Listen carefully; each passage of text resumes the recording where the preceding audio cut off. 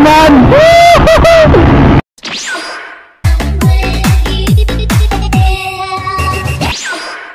So karon mga bay, ang atong topic is about sa ato ang gamit nga resolution sa atong Hero 4 Silver. So Hero 4 Silver ang atong gamit karon. So ako ning testingan nga setting gamit nato sa atong Hero 4. So kani siya nakasit ni siya sa 1080 60 per second mga bay. So atong mic karon is recording sa atong cellphone atong gamit. So lundong-lundong ang panahon karon mga bay. So kung bago po mo sa akong channel mga bay, ayaw kalimot mag-subscribe, i-click ang bell para nga ma-update mo sa akong mga buhaton mga video mga bay. So explanation na to about po sa setting. So nabasar na ko ni sa manual sa Hero 4 mga bay Silver. Na manual niya dito.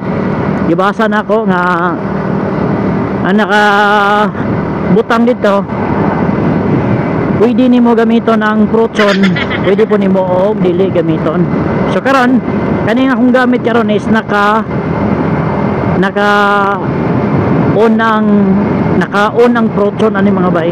So i-testing nato ato siyang i-testing sa naka-off ang Proton mga bay. So desa unahan munong takajot kaya atong on sa ang Proton mga bay. So testingan nato kung nabay kalainan nga ma-off ang Proton mga bay. So direto testingan. So kana mga bay na off na nato ang Proton. So testingan nato sa unsay kalainan sa naka-off ang Proton mga bay. So nindot ba siya og quality? Nakita mo po na to dito sa manual nga nagyapon siya kalainan daw kuno kung depende na sa imo kung magamit ka og Proton o dili ka magamit og Proton. So testingan ako nga dili magamit og Proton.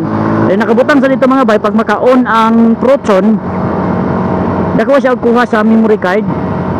Dayon kung naka-off ang Proton mas makalis daw kuno ka og kaon sa memory card mga bay sa recording. So still 1080 p 60 per second ang atong gamit mga bay. So wala na giusab, ang ato lang gi-off ang Proton ng mga bay.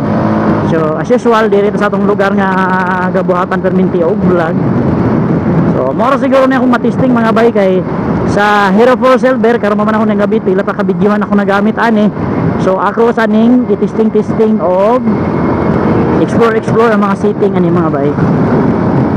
Or na akong ma-explore aning testingan na to. So pasupay siya ta pagamay.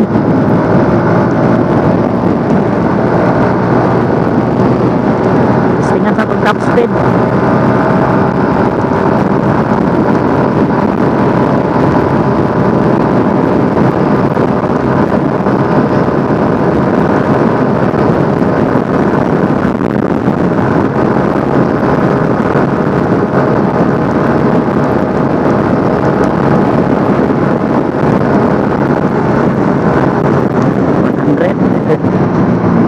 Still 100.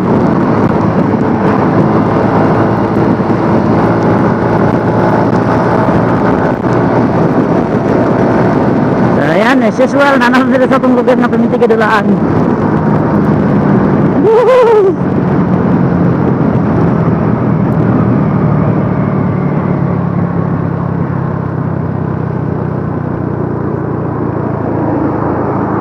Moro mo siguro itong ma-share ni.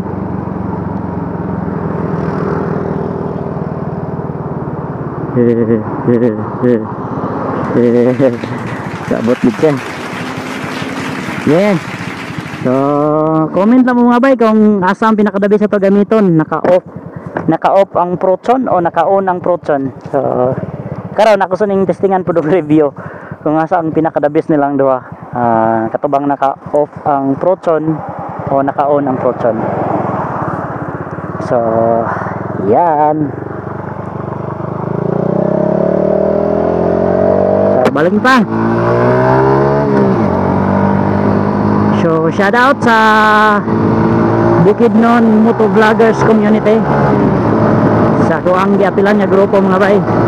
So shout out, dugay-dugay na tayo wala nag-uban. Kaya wako kasabay rides na. Itong mag-busy kaya itong kinabuhi sa pagpantrabaho mga bay. So trabaho pa man nato ang una. Ay wala tay income kung di ta magtrabaho mga bay. Watay ka unon, wadya mo. So kung kita tong mag-vlog na, so pag-vlog na pud mo. Kani ako mga bay, balik-balik ako sa akong lugar. May akong area direct. Moro gini akong batag vlog dire mga bay. Dili ko magkarira-karira, wala ko po koy karira. Sabi dugay na jugay ko karira mga bay. So tinuod lang. Akong gi-request gyud unta crossover.